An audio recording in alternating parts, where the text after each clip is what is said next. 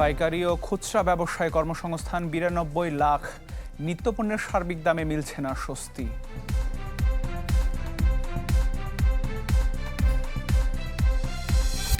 এক বছরে চট্টগ্রামে বন্ধ ১ ডজন পোশাক কারখানা। ২ বছরে বেকার প্রায় ৮,৫০০ কর্মী। দেশে বৈদেশিক মুদ্রার রিজার্ভ ৩৬ বিলিয়ন। বিশ্বে $১০০ রেমিটেন্সে $৬ হারাচ্ছে ব্যাংকিং জটিলতায়।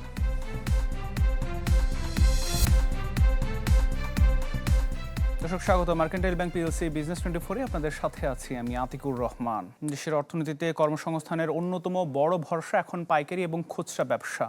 সরকারি জরিপ বলছে এই খাতে কর্মসংস্থান হয়েছে প্রায় ৯২ লাখ মানুষের।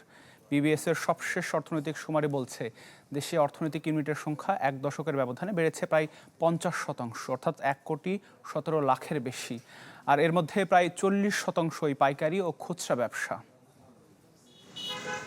চাকরির বাজারে প্রতিযোগিতা বাড়ছে।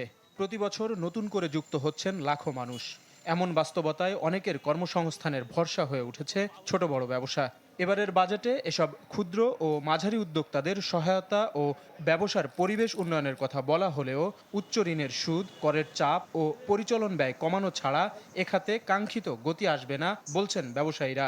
আমাদের ব্যবসাটা অনেকই খারাপ আর কি, ট্যাক্স ব্যাট দেই আমরা, কিন্তু ব্যবসা করে পুড়ে। ব্যাংক যদি চাঙ্গা না হয় তাহলে আমাদের ব্যবসা বাণিজ্য চাঙ্গা হবে না। ব্যাংকিং লেনদেনটা আগে চালু করতে হইব ভালো কইরা। পরিসংখ্যান ব্যুরোর পাইকারি ও খুচরা ব্যবসা জরিপ বলছে দেশের ২৫,৪১,০০০ স্থায়ী পাইকারি ও খুচরা ব্যবসা প্রতিষ্ঠানে কর্মসংস্থান হয়েছে প্রায় ৯২ লাখ মানুষের। প্রতিষ্ঠান প্রতি গড় কর্মীর সংখ্যা বেড়ে দাঁড়িয়েছে ৩.৬২ জন। আমরা যে পড়াশোনার পর চাকরি করতে গেলেও ধরেন যে বিভিন্ন ধরনের সমস্যা, সহজে চাকরি পাচ্ছে না, যার কারণে ব্যবসা ক্ষেত্রে আসা। আমরা তো ক্ষুদ্র ব্যবসায়ী, আমাদের সাথে বড় ব্যবসায়ীদের সাথে মিলাইলে হবে না। আমাদেরকে একটু ব্যাড ট্যাক্সটা কমিয়ে দিয়ে ওই সাপোর্টটা যদি সরকার দেয় তাহলে আমরা ব্যবসা করে টিকে খেয়ে চলতে পারবো।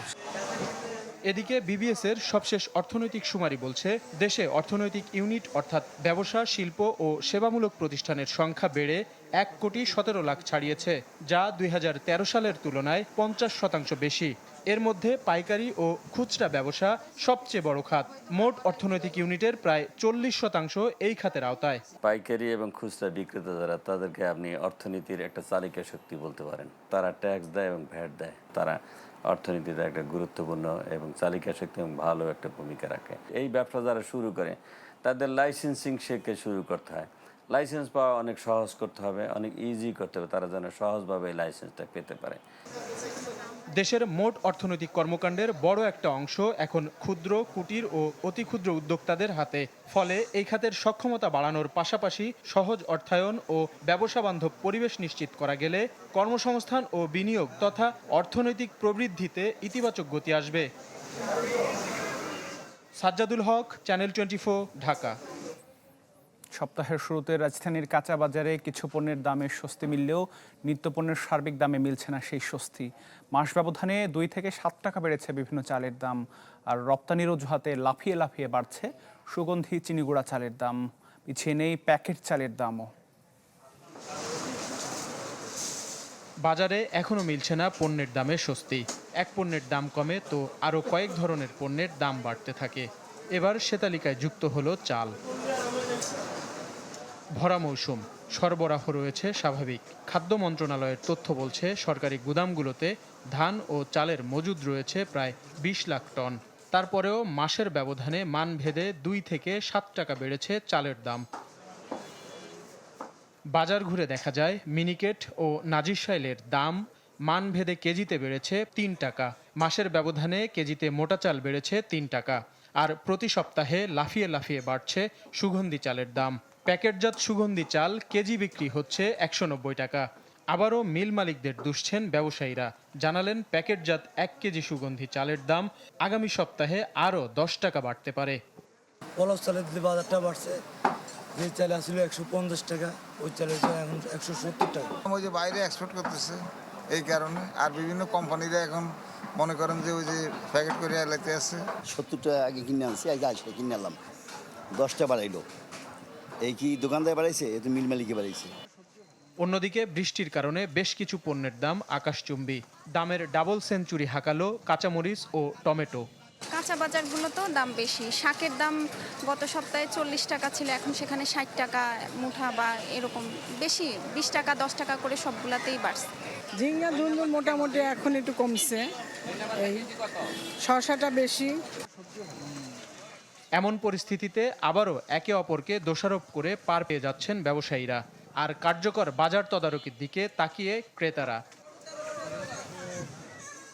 সাজ্জাদুল হক, চ্যানেল 24, ঢাকা। গেল এক বছরে চট্টগ্রামে ব্যবসা গুটিয়ে নিয়েছেন 12 জন তৈরি পোশাক উদ্যোক্তা। আগের বছরে কারখানা বন্ধ হয় আরও 7টি। স্থানীয় ও বৈশ্বিক নানা সীমাবদ্ধতায় নেমে আসে এই বিপর্যয়। উদ্যোক্তারা বলছেন, সরকারের প্রণোদনা সুবিধা ঠিকভাবে কাজে লাগাতে পারলে ফের সচল হতে পারে অনেক কারখানার উৎপাদনের চাকা। ফখরুল ইসলামের রিপোর্টে বিস্তারিত। দেশের রপ্তানিমুখী তৈরি পোশাকের প্রায় 20% যোগান দেয় চট্টগ্রাম, যেখানে একসময় কারখানা ছিল 700-র মতো। কমতে কমতে যে সংখ্যা এখন 400-র ঘরে। সবশেষ গেল 2 অর্থ বছরে চট্টগ্রামে বন্ধ হয়েছে অন্তত 19টি প্রতিষ্ঠান, যার 12টিতে তালা পড়েছে 25-26 অর্থ বছরে। এমন দুরবস্থার বড় কারণ বৈশ্বিক চাহিদা কমায় ক্রয় আদেশে ভাটা এবং প্রতিযোগিতায় দাম পড়ে যাওয়া। তাছাড়া চট্টগ্রামের কারখানাগুলো যুক্তরাষ্ট্রের বাজার নির্ভর হওয়ায় সেখানকার শুল্ক জটিলতায় লেগেছে বড় ধাক্কা, আর অভ্যন্তরীণ ব্যয় বৃদ্ধি হয়েছে মরার উপর খাঁড়ার ঘা। ব্যাংকিং জটিলতার কারণে অনেক সময় ব্যাক টু ব্যাক করতে পারে না, এবং আর কিছু ফ্যাক্টরি বন্ধ হয়েছে আপনার অর্ডারের স্বল্পতার কারণে। ইরানের যুদ্ধের কারণেও কিন্তু আমাদের অর্ডার কিছু অংশ কমেছে। বিশ্বে যে অর্থনৈতিক মন্দাটা ছিল সেই কারণে বাইং ক্যাপাসিটিটা বায়ারদের কাছে অনেক কমে গেছে। চট্টগ্রামের বেশিরভাগ গার্মেন্টসগুলি আমেরিকার বেস কাজ বেশি করে।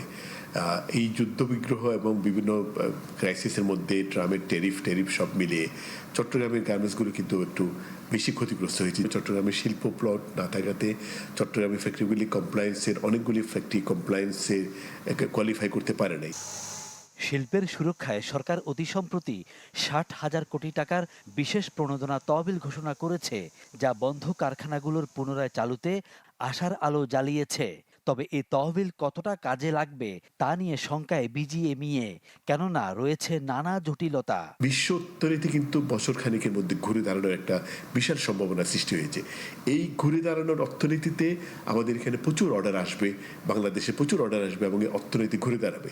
কিন্তু আমরা যদি আমাদের ক্যাপাসিটি লস করে ফেলি তাহলে ওই সুযোগটা আমরা গ্রহণ করতে পারবো না। সরকার যে যেই অর্থনীতিকে জাগিয়ে তোলার জন্য যে একটা পদক্ষেপ নিয়েছে, সেই পদক্ষেপটা কত সহজে মানুষকে ডেলিভারি করতে পারে সেই দিকে নজর দেওয়া উচিত। বাংলাদেশ ব্যাংক তো সরাসরি কোনো প্রপোজাল দেবে না, বাংলাদেশ ব্যাংকে কমার্শিয়াল ব্যাংক থেকে প্রপোজাল করা যেতে হবে। কিন্তু প্রপোজালগুলা সাধারণত কমার্শিয়াল ব্যাংকরা আমার লিয়েন ব্যাংকে সাধারণত দিতে চায় না। বন্ধ হওয়া 19টি কারখানায় শ্রমিক কর্মচারী ছিল 8,428। তবে এ বিষয়ে বক্তব্য মেলেনি কারখানাগুলোর কোনো মালিকের। Fakhrul Islam, channel 24, Chattogram. Asian clearing union বা আকুর বিল বাবদ $1.48 বিলিয়ন পরিশোধ করেছে বাংলাদেশ ব্যাংক। কেন্দ্রীয় ব্যাংকের সবশেষ হিসেবে এমন তথ্য উঠে এসেছে। এই দায় পরিশোধের পর বৈদেশিক মুদ্রার রিজার্ভ দাঁড়িয়েছে $34 বিলিয়ন। আইএমএফের হিসাব পদ্ধতি BPM-6 অনুযায়ী যা $32 বিলিয়ন। এশিয়া অঞ্চলের 9টি দেশের মধ্যকার আমদানিকৃত পণ্যের দায় পরিশোধ করা হয় আকু বিলের মাধ্যমে। প্রতি 2 মাস পর পর সদস্য দেশগুলোর মধ্যে হওয়া আমদানি রপ্তানির এই দেনা পাওনা সমন্বয় বা পরিশোধ করা হয়।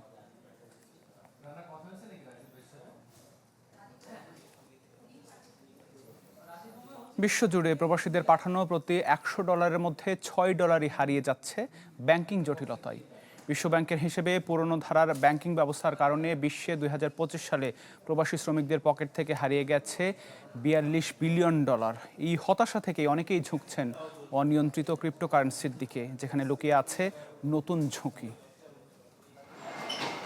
বিশ্ব অর্থনীতির অন্যতম চালিকা শক্তি রেমিটেন্স। প্রতি বছর অভিবাসীরা $800 বিলিয়ন তাদের নিজ দেশে পাঠাচ্ছে। অভিবাসীদের এই কষ্টের উপার্জনে থাবা বসাচ্ছে উচ্চ ট্রান্সফার ফি। যেখানে ফি কমার কথা ছিল সেখানে উল্টো $24 বিলিয়ন বাড়তি মাসুল হিসেবে হাওয়া হয়ে যাচ্ছে। এতে ক্ষতিগ্রস্ত হচ্ছেন প্রান্তিক আয়ের মানুষরা। রেমিটেন্স লেনদেন প্রক্রিয়া বেশ ব্যয়বহুল। বর্তমানে বিশ্বজুড়ে টাকা পাঠানোর গড় খরচ 6 থেকে 8%। বিশ্বব্যাংক এবং G8 দেশগুলোর প্রতিশ্রুতি ছিল এ হার 3% নামিয়ে আনার। দুবাইয়ে কোনো নির্মাণ শ্রমিক $200 রেমিট করলে পরিবার পাবে $185 বা তারও কম। মাঝপথে উধাও $15 প্রযুক্তি গতি বা নিরাপত্তায় খরচ হয়নি, চলে গেছে 70-এর দশকে তৈরি পুরনো ব্যাংকিং কাঠামোর পকেটে।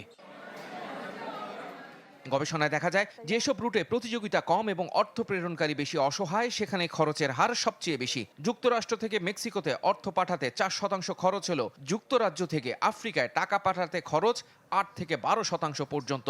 ওয়েস্টার্ন ইউনিয়ন কিংবা মানিগ্রামের মতো পুরনো প্রতিষ্ঠানগুলো আধিপত্য বজায় রাখায় খরচ কমছে না। ফলে নিম্ন আয়ের মানুষরা তাদের পরিবারের জন্য যে সঞ্চয় পাঠান তার একটি বড় অংশ সিস্টেমের মারপেচে হারিয়ে যাচ্ছে। এ ফাঁক গলেই অনেকেই ঝুঁকছেন অনিয়ন্ত্রিত ক্রিপ্টো লেনদেনে। 2025 সালে বিশ্বে নিম্ন ও মধ্য আয়ের দেশে রেমিটেন্স এসেছে $685 বিলিয়ন, যা আগের বছরের চেয়ে 5.5% বেশি এবং বিদেশি বিনিয়োগ ও উন্নয়ন সহায়তা মিলিয়েও যার পরিমাণ ছাড়িয়ে যায়। ইফতেখার আলম, চ্যানেল 24। চলতি অর্থ বছরেও নির্ধারিত 43টি রপ্তানি পণ্যের ক্ষেত্রে 0.30% থেকে 10% পর্যন্ত হারে নগদ প্রণোদনা প্রদান করা হবে। পণ্যভিত্তিক হার পূর্ববর্তী অর্থ বছরের মতোই থাকছে, যা নীতিগত ধারাবাহিকতার প্রতিফলন। মঙ্গলবার বাংলাদেশ ব্যাংক এই বিষয়ে সার্কুলার জারি করে। বলা হয়, খাতভিত্তিক কভারেজ এবং প্রণোদনার হার গত অর্থ বছরের মতোই অপরিবর্তিত রাখা হয়েছে। পণ্যভিত্তিক হার পূর্ববর্তী অর্থ বছরের মতোই অপরিবর্তিত রয়েছে, যা নীতিগত ধারাবাহিকতার প্রতিফলন। নির্ধারিত সময়ের মধ্যে রপ্তানি আয় দেশের প্রত্যাবাসন সাপেক্ষে এই প্রণোদনা প্রযোজ্য হবে, যা পেতে লাগবে বিদ্যমান বৈদেশিক মুদ্রা বিধি এবং প্রয়োজনীয় কাগজপত্রের শর্ত পূরণ।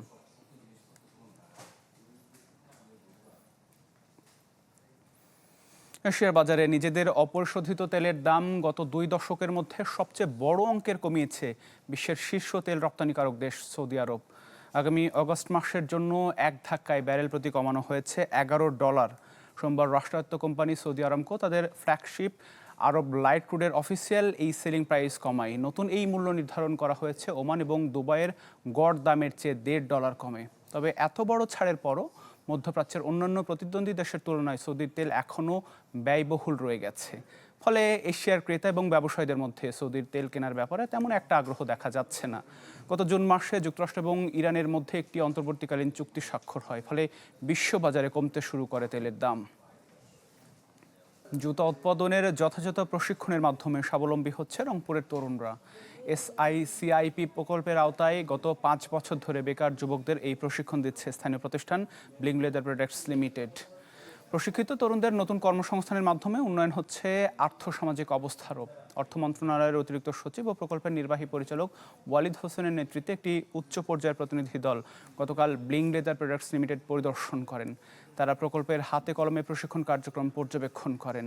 ব্লিং লেদার প্রোডাক্টস লিমিটেডের ব্যবস্থাপনা পরিচালক হাসানুজ্জামান হাসান প্রকল্পের অগ্রগতি, প্রশিক্ষণ কার্যক্রম, উৎপাদন ব্যবস্থা এবং ভবিষ্যৎ পরিকল্পনা তুলে ধরেন।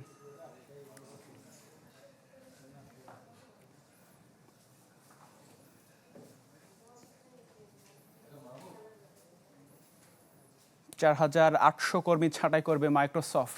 সেই সাথে পুনর্গঠন করা হবে এক্সবক্স গেমিং বিভাগকে। বলা হয়, ছাঁটাইয়ের সংখ্যা প্রতিষ্ঠানটির কর্মী সংখ্যার 2%। সেই সাথে আগামী অর্থ বছরে 3,200 গেমিং সংক্রান্ত পদ বিলুপ্ত করা হবে। বিক্রি করে দেওয়া হবে 4টি গেম স্টুডিও। মাইক্রোসফট জানায়, ধীরে ধীরে বন্ধ করে দেওয়া হবে এক্সবক্সও। 2024 সালে 9,000 কর্মী ছাঁটাইয়ের ঘোষণা দিয়েছিল প্রতিষ্ঠানটি।